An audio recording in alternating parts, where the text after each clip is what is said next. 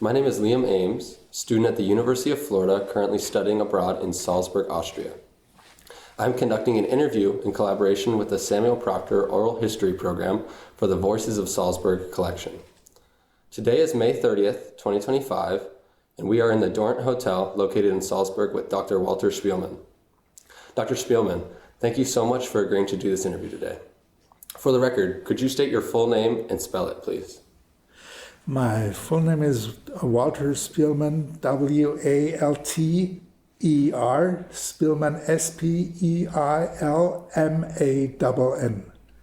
And what is your place and date of birth? Place of birth is Vancouver, Canada, and the date is January 4th, 1954. So you were born in Vancouver. What are some of your earliest memories as a child? Well, first of memories, I've got to start with a very personal aspect due to the fact that I'm physically handicapped with my legs. I had a long time to start getting into life as usually. So I think the first thing I really remember is when I started walking alone without any help, somebody giving me his hands and supporting me to even get along. That was about, I think, I was two and a half, perhaps even 3. I can't really remember the date, but I remember that I was that much astonished that when I turned back, it just bumped to the floor again and was so somehow surprised. And I'm sure I was happy. That was one of the first things I remember. In general, I must say, I remember having a wonderful time at home, a safe home with my family. My parents, both general medicines, doctors, came to Canada, usually were born and lived in Austria. But in the early 50s, they hadn't had a chance to find a work. After World War II, they didn't have a work. It was a critical, difficult situation for them. So they wanted to see something, go out, go abroad, see something of the world. And Canada invited them to come over. And so they traveled with their 2 children so far, and I have an elder brother and a sister. She's also living in Salzburg. And I was the 3rd kid born in Canada. And that was a wonderful time in this safe home. I remember that my father was very, very interested in knowledge, in teaching us Austrian history. Music was very important for him. He was a brilliant, or quite a good pianist, playing the piano. We had to absolutely only speak German at home, to not forget this language, because my parents actually planned to come back to Austria after 10 years in Canada. So that was really important for us. I remember that when our mom heard that we kids were talking English, which happened quite. Yeah, obviously, the neighbor kids, we were outside, we were always talking English, certainly, and the we kids just changed from English to German all the time. And she was quite curious, it was necessary, important for her that we should speak German as well. And she said, if I see you once more, if I hear you once more speaking English together, you won't have your beloved fairy tale when going to bed. So that was a threat for us. So we tried not to let her hear that we also talked English when being at home. Yeah, as I mentioned, music was very important. I remembered lying in front of a how today we would say something like a music and furniture with a turntable and the radio on for hours, listening to music, especially the first record I was allowed to play by myself, putting on the arm was you know what I mean, listening was a Mozart opera, Figaro's Hochzeit. I didn't understand a word because I didn't know what English, Italian, what they were talking about. But the music was so lovely and wonderful for me. And the second thing I remember was the so-called post-horn serenade, which my grandfather, visiting us in Salzburg, brought with him. And this was a special gift for me. And I even know especially the cover of it, how that looked like. Another thing that really was important for me was mythology. The Greek mythology was very important for me. The first things that I read myself, that sounds something very strange, was when I was about 8 years old or 9, was the translation of the Ilias and the Odyssey by Heinrich Voss, which was a German philosopher, who translated the Greek version into German. And the Greek myths and legends were very important for me. Yeah, that's some of the things. I could go into other details. I remember the first time I learned to ride a bike or to learn swimming. This was something very special because once a week we went to a place called Crystal Palace in Vancouver. That was with an official basin, swimming pool. And after that, it was a family tradition to eat at a Chinese restaurant. And this was very exciting and a very important thing week for week, which I remember. Yeah, after this part of a safe home, it was difficult for me to get into real life, meeting. The first experiences at school were quite bad for me because other pupils just tipped me with the finger and I fell down, and it was a bad world for me, and I had to find strategies to get along and to find my self-consciousness and to stand up again. But more or less, I learned to manage myself, and I was very much encouraged by my parents to be as self-confident and independent as possible concerning my walking, doing things myself. I wasn't trained, I wasn't supported that much, only the things that was necessary. And that was one of the great things, and I'm very thankful that my mother allowed me to do so, because I know and I remember that she also talked about this. She was quite frightened sometimes, but she didn't let me know. I was allowed to climb roofs of garages when we came back to Salzburg, or to climb trees. And I know she was really skeptical that I would come back safe again, but she let me do that. And I think that was really, really important.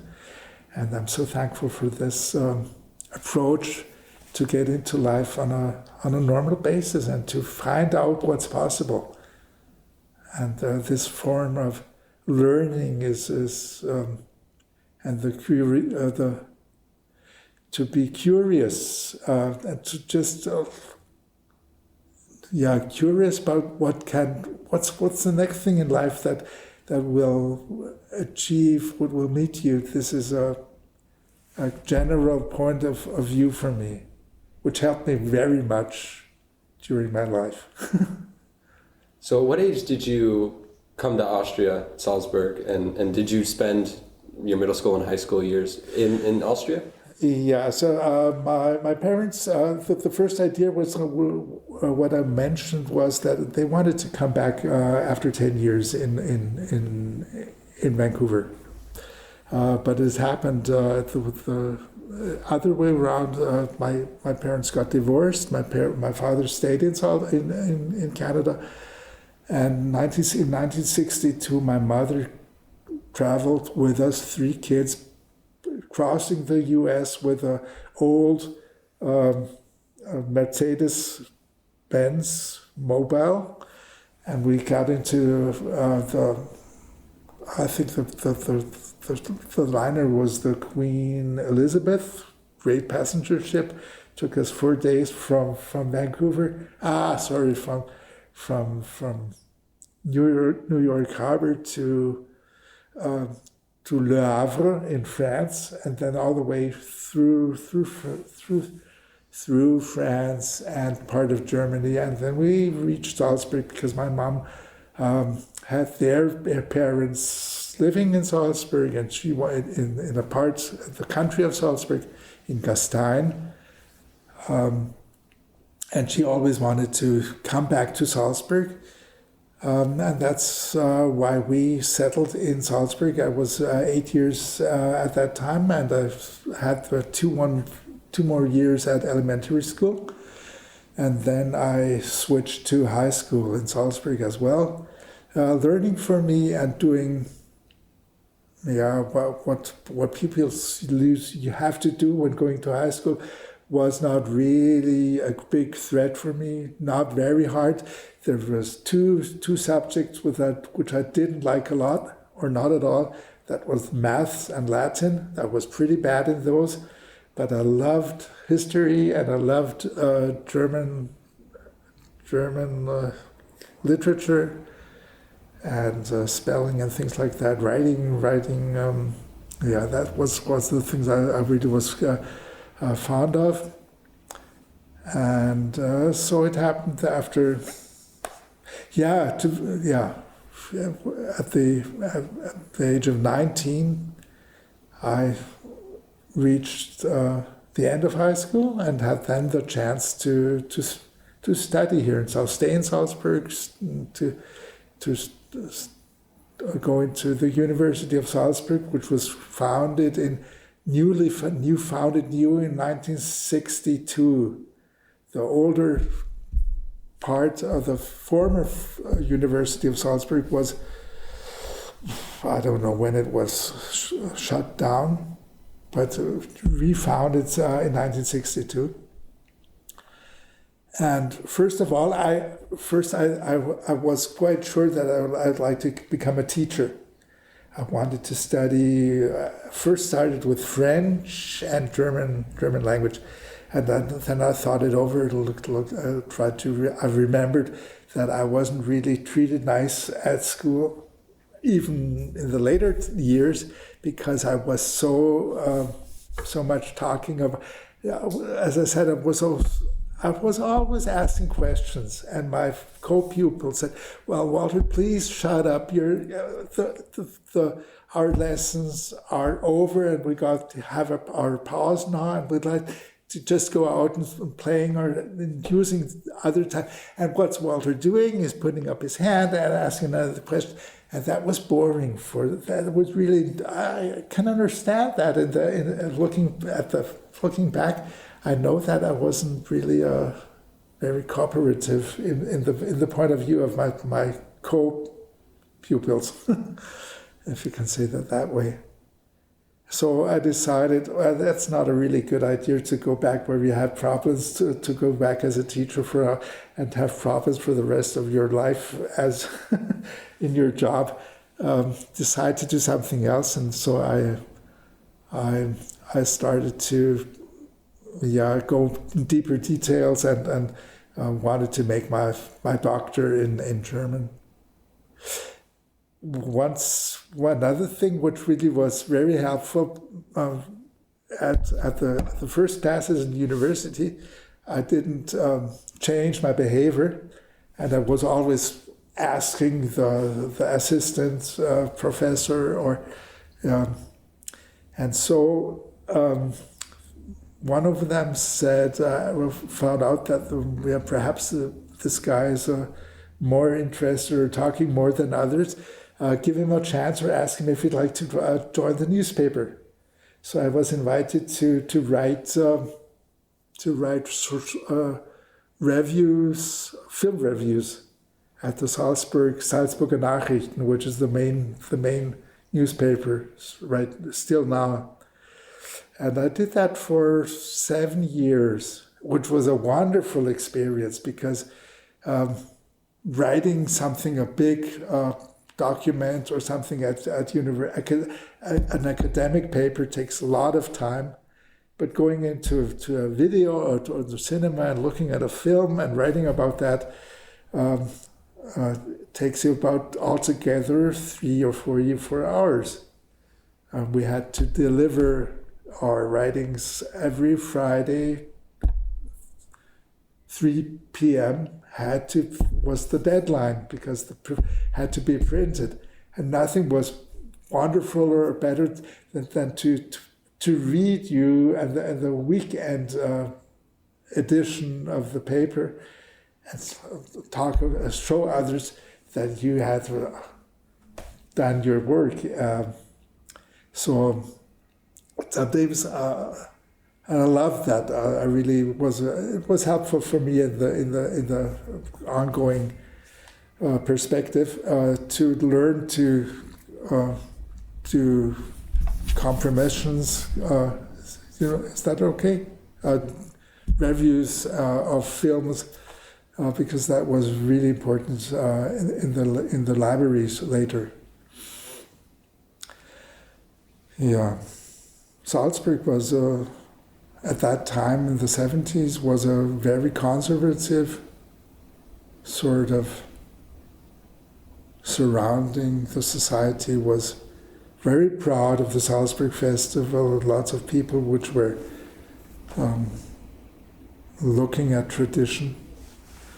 And I remember that our student time was, it was the past decade of the so famous 68 generation. And we tried to change quite a lot of things, which more or less happened, not that much, but on the other hand, there was a cultural upbreak, and things changed quite a lot in the cultural field in Salzburg as well. Youth politics had their chance, and there were new locations established. Yeah, and then one other thing which was during that time was very important was the anti-atomic and the anti-war movements in Europe and in Austria as well, especially the rallies against the Vietnam War. And one of the pioneers and the main people talking about that and emphasiously looking out for another sort of looking at future was the well-known author, journalist Robert Young, which I knew because that he was in Salzburg. He lived in Salzburg since 1970. So my time at school, at high school, at university, was also influenced by these movements and these talks and this experience of looking at social and changes in society. So it was not really astonishing for me looking back at my future, at my personal development, that it took me altogether 10 years to get to an end of my work to finish my studies with a dissertation, doctor's degree, and another curiosity. My mom was quite afraid, always asking me, "What am I going to do with that silly or subjects, German language, German literature, and medieval history?" This was the second part. What are you going to do with that? Nobody needs that.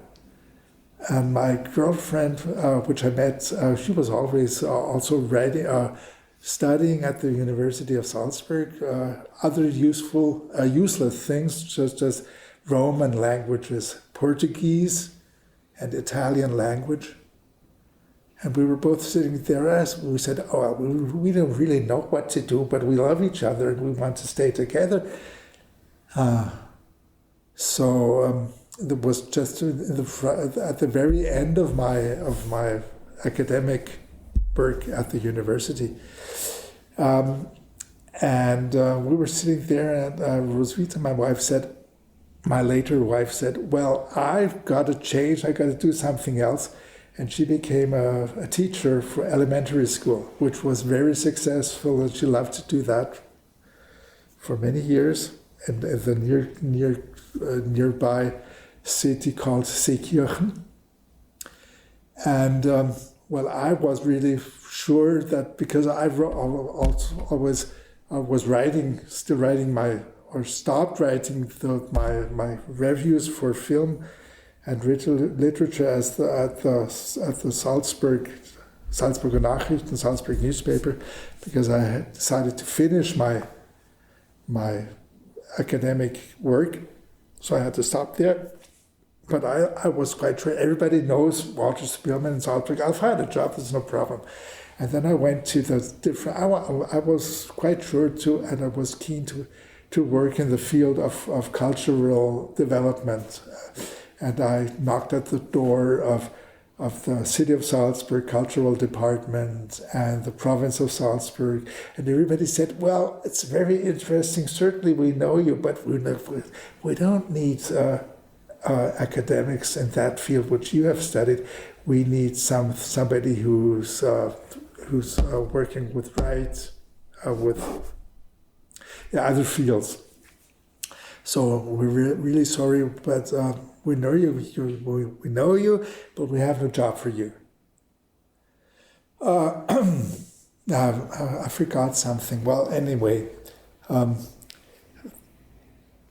before finishing, I had my last talks and my last practice at university.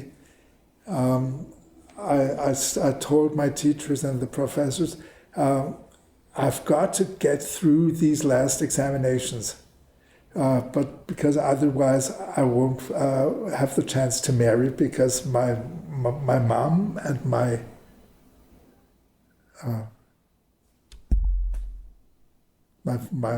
later wife, I'm missing that word right now. She said, "You have to get your doctor's degree. That's the license, so to say, to get married." So I had those really important things done within 1 week. It wasn't really good how I explained that. So anyway, coming back to that period when nobody really knew what to do with me, I was at a place where adult education was sort of formally organized, and waited. It was some sort of academic training. And this was in a house where Robert Young, which I mentioned before, had his working rooms, and under the roof of this house in the Imbergstrasse number 2. That's right in the center of Salzburg. You can't miss that's a so-called Mozart Steg. That's a place where he worked, and I was just waiting for what will happen. And somebody told me, well, a colleague of mine said, "Have you heard that Robert Young, you know him certainly, is planning to found a library which is concerned with future development and thinking about future, so-called Futures Library." And I thought, wouldn't it be a great idea to meet him and to ask him if you could somehow join him? Well, just try it. And I was so scared. This famous person, I didn't dare to just talk to him. So I sat down and wrote a letter. Writing was I knew that I could write, and I thought writing would be the right thing to do in this situation. So I wrote a letter and sent it to him on the official way by postal service. And this letter was not answered. And I waited for 2 days, 2 weeks. I think it was altogether 3 weeks. And I didn't receive an answer. And I thought, oh, shit, that won't work. That won't work. That must be the wrong idea. And then because I knew that Robert Young always stepped up about 100 steps under the roof, nearly every day, even on Sunday, certainly on Sunday, he always worked. And he expected that not too fast. So I stepped out of the door where I worked, and I just waited for him. And then I heard him coming up the stairs and said, "Hello, Mr. Professor Young. I've heard that I'm working here as a postgraduate voluntary student, not student. I've studied German and history, and I've heard that you are planning to found a library concerned with future. And I would be thankful and grateful if I could help you." And well, he looked in my eyes. We're very friendly, and we talked about 10 minutes probably. And after this time, he said, "Well, Mr. Spielmann, I think we should try to cooperate. Let's start and to find out what happens." And that was more or less my entrance to becoming his assistant at building up the International Futures Library in Salzburg in first meeting was 1984 at the special place which I just mentioned. The library itself was founded was founded and established in the same house, Imbergstrasse number 2. And that's the way it started with Robert Young and the International Futures Library. Everybody said, "Well, what are you going to do with your job? Useless things."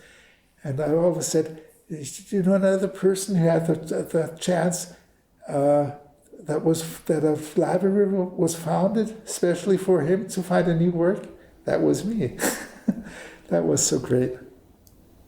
And I had it was partly difficult. It was exciting, but it was most of all, it was a wonderful experience to have the chance to meet so many interesting people, to have so many exciting ideas on your table, meeting with people, talking to people, organizing conferences, and to going into which I had practiced as writing film critics.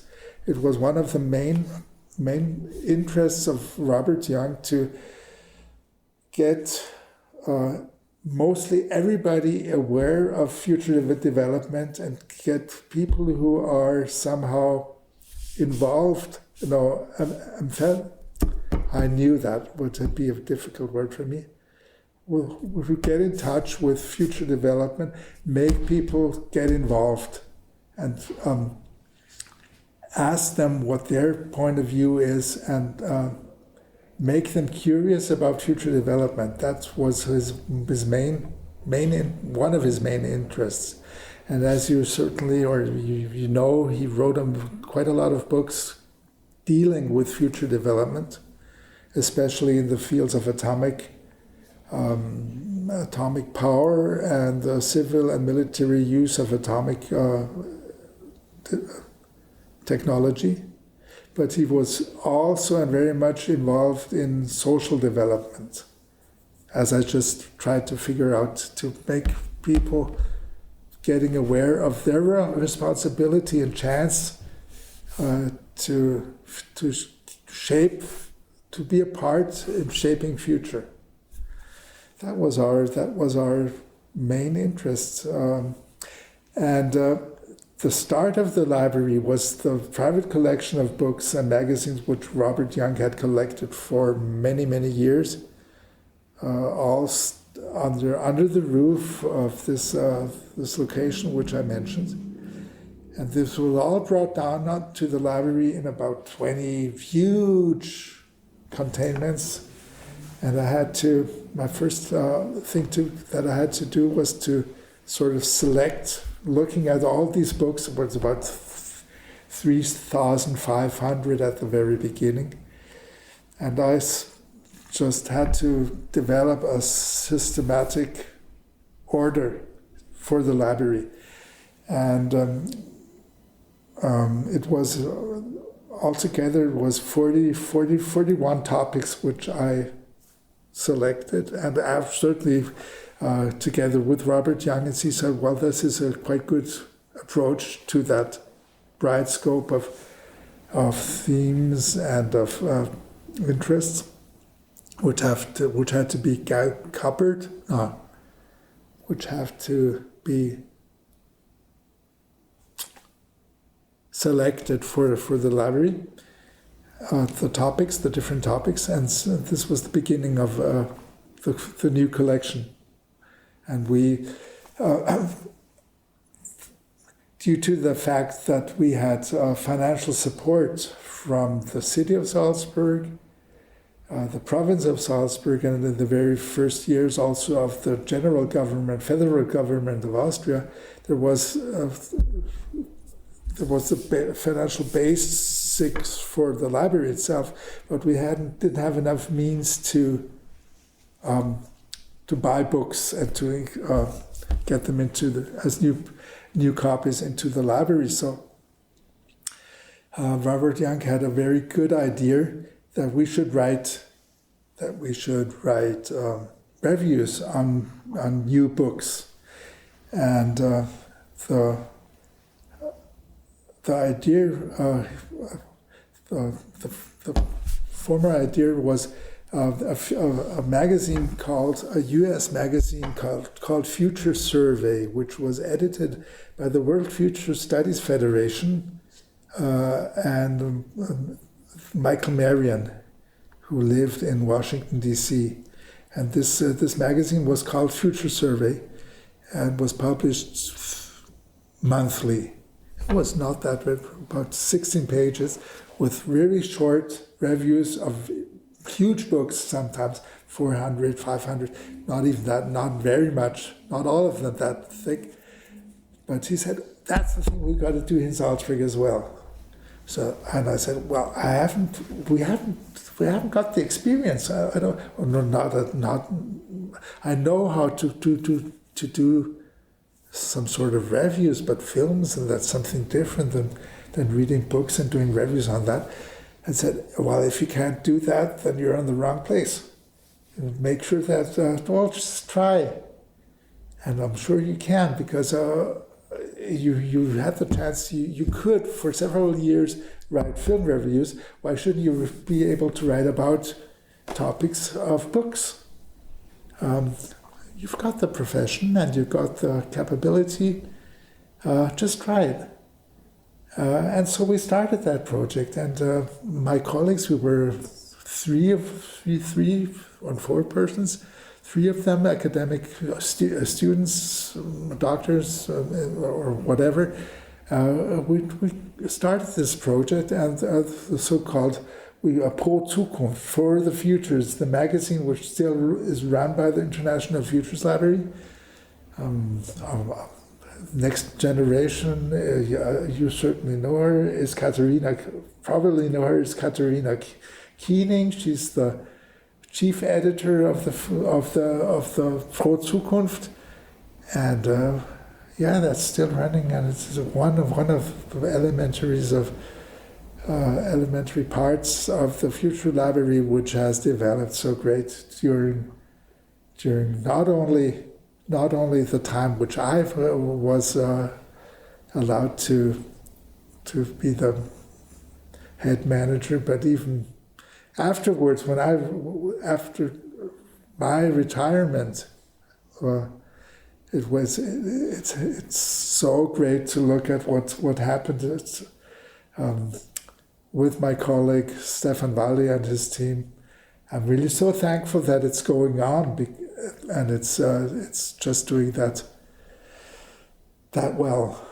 I think I could say that Salzburg has a unique sort of place where future is documented, discussed in a very professional and good way.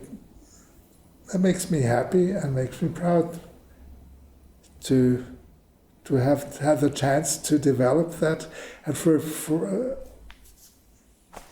and to see what's going on. Because when I could still tell you a lot of other things about conferences, for instance, with the World Future Society, with Ken Hunter, Jim Dater from Hawaii, and so many interesting people. Igor Besterchev-Lada, which was one of the most famous Soviet futurists, he visited Robert Young in Salzburg. The well-known Jakob from Uexküll, who invented, who was the head of a social Institute of Social Inventions in London, or at least in Britain. I think it was in London, and who was the founder of the alternative Nobel Prize.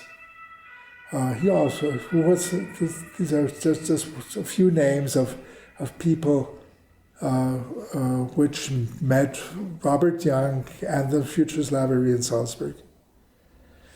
And one thing which I also like to mention is, because it's really important, is the method of the Future Workshop, which Robert Young developed in the 1970s together with a student in Berlin, Robert Young, who was born in Berlin, who had a huge, very interesting development, which I don't think I have the possibility to go into details of his life. Or is that possible? That's fine. Yeah, that would be fine as well.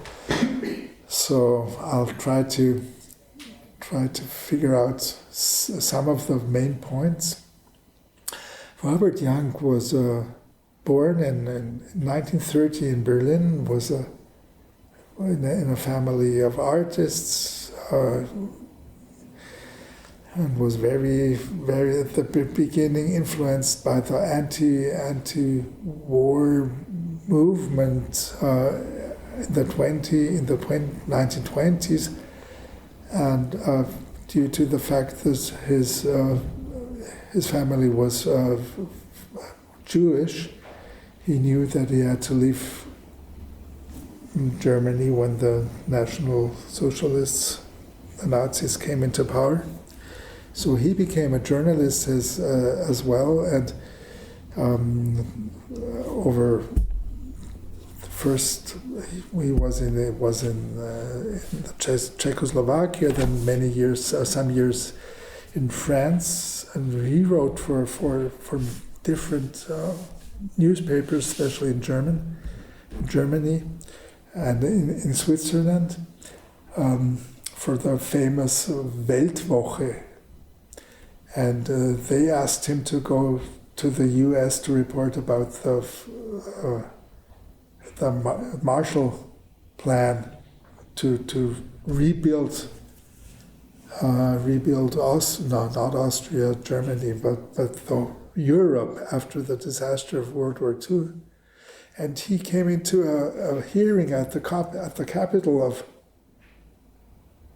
Capitol discussion in Washington, where there was the topic was the ongoing use of atomic power after the bombs on Hiroshima and Nagasaki, which he visited. He was altogether 5 times in Japan to report on that.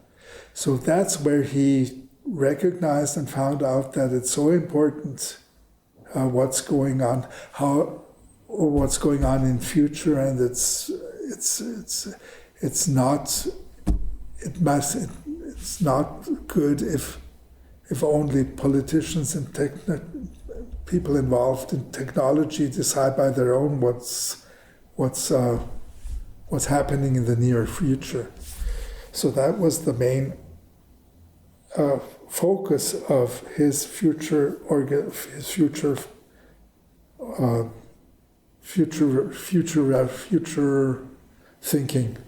thinking about future development.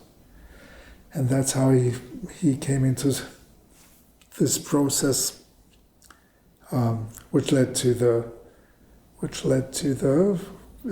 foundation of the International Futures Library here in Salzburg. And one of the methods which he discovered and developed is the so-called Future Workshop, which is, at the first point of view, a quite easy method, which getting people involved in developing their own ideas of how they would like to create and manage future in different topics. It could be the university, the future of University of Florida, or the health system, or the greening of cities. Whatever topics of interest, the group comes together, about usually 20, 25 students, people. Age doesn't matter at all. The most important thing is that they have a common sort of task of interest.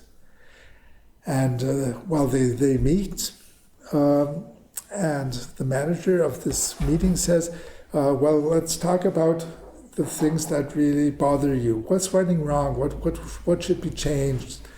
Where are the problems? And they're just collecting by writing down the main topics, just a few words, short sentences, not letting one or two people explaining extremely with long speeches, just collecting short pieces and ideas. And then you look at what are the worst things. We give points to just to find out what are the most difficult things that have to be changed. And then the second part of this future workshop, you're looking for, what ideas do we have which imagine a perfect future, despite of the lack of money, or say, don't think about that, it might not be realistic what you're dreaming about. Just think about the best world that you could think of. And that's the so-called utopia phase. You're also collecting the main and best ideas once again. And the third part is the realization phase. And then you say, well, we've got 2 or 3 really good grad ideas which we want to get into the reality. What can we do about it? What has to be done to get that thing running? And then you're together once again in the group. You say, well, I know a person at the government or I know somebody in the newspapers, or I've got a good friend who works in that field, and they could perhaps help us. And together we're going to promote our ideas, and that's often the start of something new. And this method of future workshops, I remember very good when the first time I had I had to run something like that the first time. And I said to Robert, actually, at the very beginning of the library, it was always Robert Young who was asked, could you manage or organize or lead, help us to do a future workshop? And he was very fond of talking with people. As I said, he was very curious and he loved talking to people. And he was a brilliant speaker as well. So he certainly ran that, and I was his assistant, helping him with that. And one day, he had already got the date for his running that future workshop in nearby Rosenheim, no, Traunstein. No, sorry, it was in Munich. It was in Munich, and 2 days before that date, with women especially involved in adult education once again, Robert Young got an invitation to hold a speech at the University of Frankfurt. And with this was naturally, and obviously this was much more important for him. And so he said, well, Walter, I won't be with you. You just go there and do it by yourself. And I was so afraid about that. And I told him, I said, well, Bob, we were certainly on good terms, and else he was Bob for everybody. Not for everybody, but most people who met him and knew him a bit better. Well, I said, Bob, I never run a future workshop of my own. I can't do that. And once again, I really can remember, if you can't do that, you're in the wrong place. So just jump into it and you'll get that thing done. So I remember that. I really took the train and my heart was beating very, very loud. And it was one of the most beautiful days and successful days, because there were really, really friendly women who, I told them at the very beginning, it's the first time for me, and I hope we'll do it. We'll have a successful and good day, and it was a good and a successful day. And over the years, when I just finished my work at the Futures Library, we did some sort of summaries. How many meetings did we have? How many conferences did we have? How many reviews did we write in Pro Zukunft? And things like that. And together with a good colleague of mine, with Hans Holzinger, and others, I ran we counted them. It was more than 100, I think 107 future workshops, which I was able to manage and to lead. And that was really so important for me. That really was more interesting for me than to read and to do the scientific work. I was not really good as a futurist. I'm not really sure, because futurism, my point of view, is to be very special, to also be specialized in one topic, for instance, in ecology, or in medical interest, or in social developments, or especially something very, very, or as you got a special topic. And I never knew what's my main interest. So I was very broad in my point of view and thinking about future. Such also quite a bit, as I would say, a bit similar, like Robert Young was orientated. Very broad scape of looking at future development.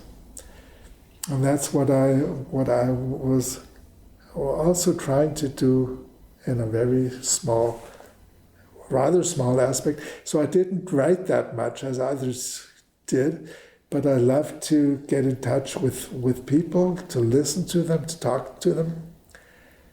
And I think it's time to leave or at least to get to an end concerning future.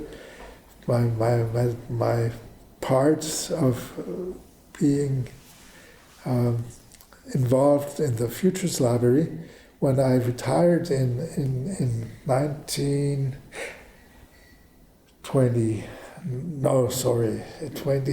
2016. We had 2 years before transferred the library from the place at the Imbergstraße to the location where it's now situated, the Strubergasse, in a new area with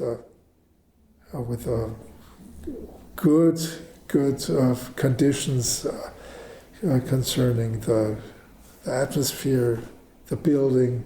We were quite skeptical in the beginning because it's so far away from the center of Salzburg. We were afraid that we wouldn't have much people meeting us and coming to visit the library, but that was absolutely wrong because the things that happened there have just changed from reading much more to get a place where future development is discussed on a high level with many interesting people who are invited by Stefan Walli and his team to give interviews, to talk about their things they're doing, and to have great discussions. So-called Montagsrunden discussions taking place on but on Mondays, twice a month, or even more often. So that's just working great, and new things that happen there are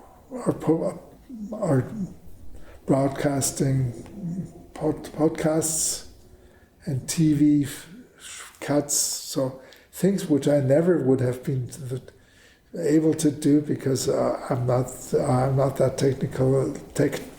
technical keen and involved in these things, but it's great to recognize and to have people, the next generation, doing perfect work, and to realize that it's time to stop a thing which was successfully started.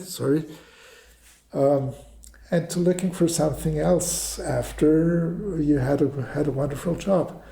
And that I had the chance to find this for me, for my way of, in the aftermath of my life, something like that. Not the very end, but after retirement at least, I had the chance to get involved into the hospitality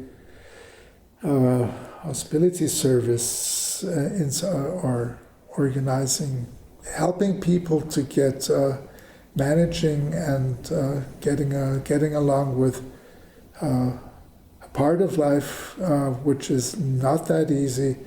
Many of them having cancer or facing the near end of their lives, and it's so valuable and a good experience to share time and with looking and listening to people and to giving them the feeling and to showing them that it's a great experience for oneself to share experience and time with people which are disabled, which are sick, and to being part of their lives. And that's what I really love to do at this place in Salzburg. I'm also with colleagues. We are going to the hospital in Salzburg, meeting people there and talking to them. Well, it's not that important to talk to them, just to perhaps asking them, may I hold your hand, and asking them, is there something you'd like to let me know? What's important for you at this moment? Is there things you'd like to talk to have to be settled with your family? Is there something? How's your faith about future? What's your religious perspective? And things like that. And somehow I feel that people or persons in that stage of life really come to things that are basically important for personal development. And that's why I'm so really thankful and grateful that I found this sort of it's no job, it's something else. It's the possibility to have give life, have the chance to do something valuable, important not only for yourself but for society and for your personal development. It's just great, and so I'm all together. I'm looking back into a wonderful life. I'm 70 years old right now, and I'm hoping and looking forward to have another good time ahead of me. And I'm so thankful for the many things that I had the chance to get to know, and I'm looking forward for new encounters. And I'd just like to thank you for that interview and meeting you here in Salzburg. Thank you. This has been great. Was there anything else you'd like to add before we wrap up? Anything you feel this was, really great to hear your perspective, especially regarding, your work out in the community in Salzburg, and just, how you've really developed and kind of forwarded the pursuit of knowledge and growth in community. Yes, I hope I would be. I know, and I'm thankful that it was a small but lasting part of things which I could, with a great team and many people supporting us at the board, which was around, and the politicians which always supported this library and the work we've done. It was all together. We had the chance to build up something which is, as far as I can say, and as far as I can look into the future, seems to be lasting and going on. And that's a great thing to realize and to thankfully say, I've had the chance to be a part of it. That's all I have to say. Thanks a lot for your patience, for your questions, Liam. It was I hope I didn't talk too long. No, thank you very much. It's been a pleasure. Thank you so much.